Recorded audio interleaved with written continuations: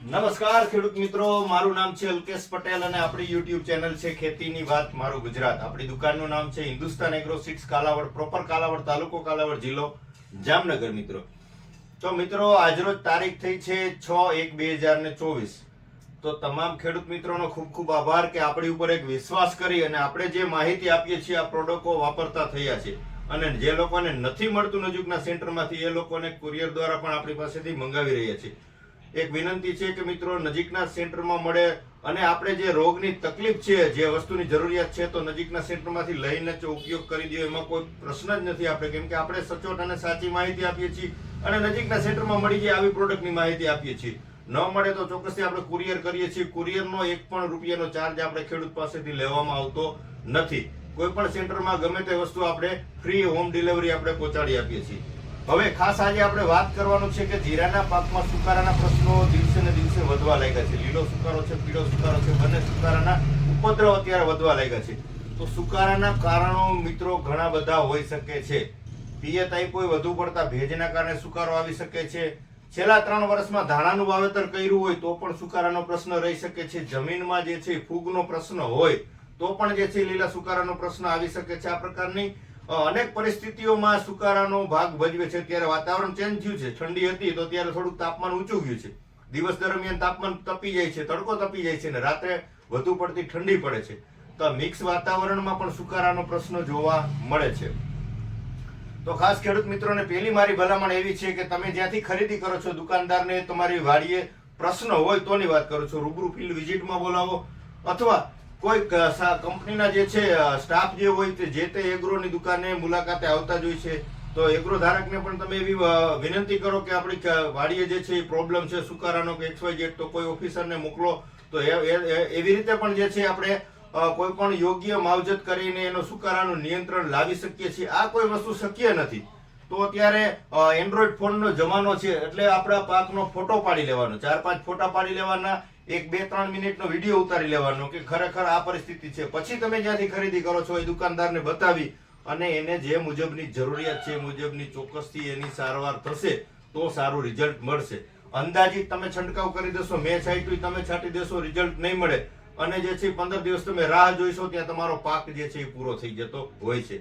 એટલે ખાસ અત્યારે જે આવી પરિસ્થિતિ છે, સુકારાના પ્રશ્નો છે, એમાં ખેડૂત મિત્રોએ થોડુંક જાગૃતતા લાવવી ખૂબ જરૂરી છે કે અંદાજિત કરવાનું ટાળો. અંદાજિત કરવાથી ખર્ચ વધી જાય છે, ખર્ચ તો વધી જાય છે પણ પાક આપણો પૂરો થઈ જાય છે એટલે ઉત્પાદનમાં ઘટાડો ચોક્કસથી આવે છે.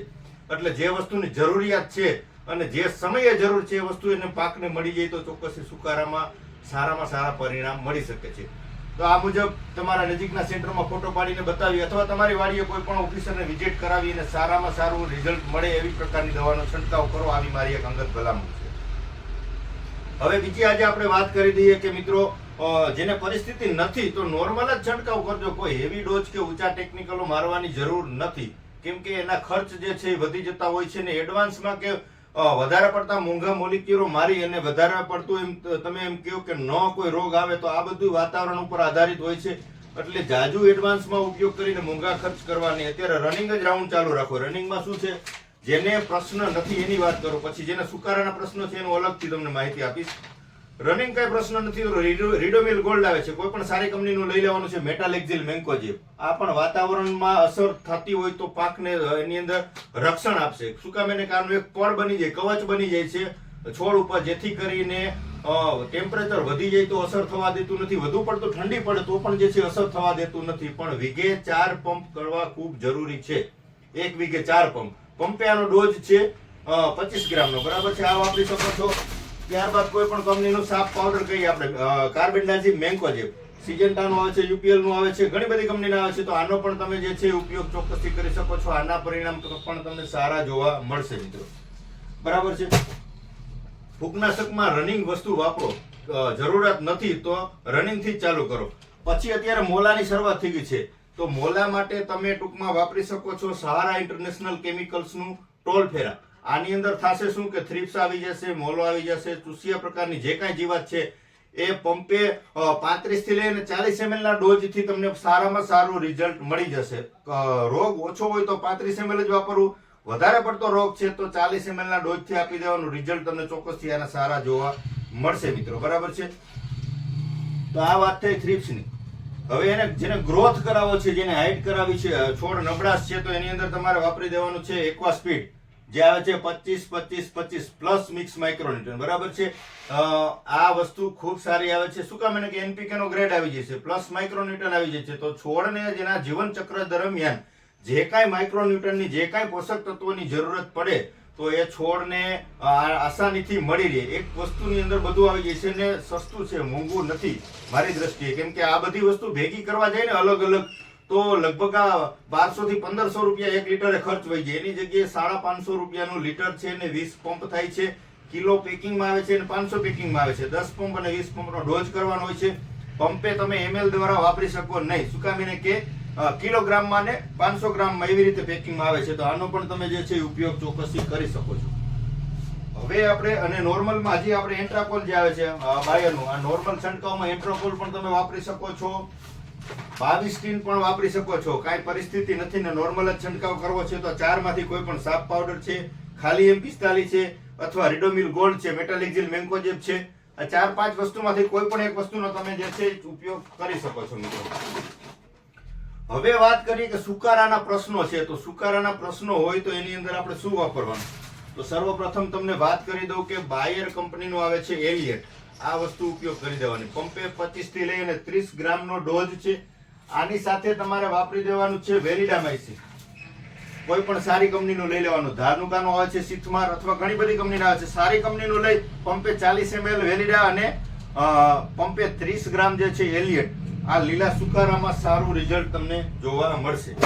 ત્યારબાદ બીજું તમને બતાવું તો છે ધાનુકાનું આવે છે જેનેટ. પંપે 40 ml નો ડોઝ છે. જેનેટ પણ તમારા નજીકના સેન્ટરમાં મળી રહેશે. તો ધાનુકાનું જેનેટ થી પણ તમે કંટ્રોલ ચોક્કસથી સુકારા માટે કરી શકો છો. ત્યારબાદ એક જીએસપી કંપનીનું આવે છે ઇલેમેન્ટ્સ. આ થોડી કોસ્ટલી મોંઘી પ્રોડક્ટ છે, પણ લીલા સુકારા અટકતા જ ન હોય અને લીલો અથવા પીળો અને આપણે એનો કંટ્રોલ મેળવવો હોય તો આ વસ્તુનો જીએસપી નું ઇલેમેન્ટ, આનો ડોઝ છે પંપે 15 ml. આનો છંટકાવ કરીને તમે કંટ્રોલ મેળવી શકો છો. હવે આ કોઈ પણ દવા તમે વાપરો તો સાથે તમારે સ્ટીકર વાપરવું ખૂબ જરૂરી છે. કેમ કે સુકારાના પ્રશ્નો હોય કે ન હોય, કોઈ પણ પાકમાં સ્ટીકર વાપરવાથી કોઈ પણ દવા તમે છાંટો છો, મોંઘી દવા છાંટો છો, એનું રિઝલ્ટ તમને દોઢું થઈ જશે. શું કામ? એને કે દવા તમારી ફેલ જાય નહીં, વેડફાય નહીં. છોડમાં અડી ગઈ એટલે છોડમાં આખામાં પ્રસરાવી દે. આનું કામ બીજું કાંઈ નથી. છોડમાં અડી ગઈ એટલે છોડ આખામાં ફેલાવી દે, જેથી કરીને તમે કોઈ પણ પાકમાં અને કોઈ પણ દવા છાંટો છો તો એનું રિઝલ્ટ તમને ચોક્કસથી સારું જોવા મળે મિત્રો. હવે ગ્રોથની તમને વાત કરી દીધી. તો સુકારાનો પ્રશ્ન હોય એમાંય તમારે આ વસ્તુ આપી દેવાનું. કેમ કે માઇક્રોન્યુટ્રન પોષક તત્વોની ખામી હોય તો પણ સુકારાના પ્રશ્નો જોવા મળતા હોય છે મિત્રો. મૂળનો વિકાસ ન હોય, પોષણ ઘટતું હોય, કોઈ પણ પોષણની ખામી હોય તો એના કારણે પણ સુકારો જોવા મળતો હોય છે.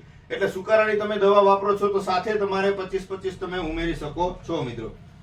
હવે મોગરા લાગી ગયા છે, ફૂલ દેખાવા ટૂંકમાં એ અવસ્થા આવી ગઈ છે, દાંડલીએ ચડી ગયું છે ને ક્યાંક ને ક્યાંક મોગરાની શરૂઆત થઈ ગઈ છે, તો તમે સહારા ઇન્ટરનેશનલ કેમિકલનું ફલમ ગ્રો આ વસ્તુનો છંટકાવ કરી શકો છો પંપે 20 ml થી. બરાબર છે. પહેલો છંટકાવ 20 ml, બીજો 25 ml થી. અન્ય પાકમાં આપણે ભલામણ કરેલી છે કે ચણા છે, ધાણા છે, વટાણા છે, જીરું છે, આ બધા પાકમાં તમે 20 થી પહેલો 20 અને બીજો 25 ml થી છંટકાવ કરી દેવાનો. રિઝલ્ટ તમને ચોક્કસથી સારા જોવા મળશે. પણ જીરાના પાકમાં 20 ml ઘણું બધું છે, એટલે 20 ml થી વધારે ઉપયોગ વાપરવું જરૂરી નથી.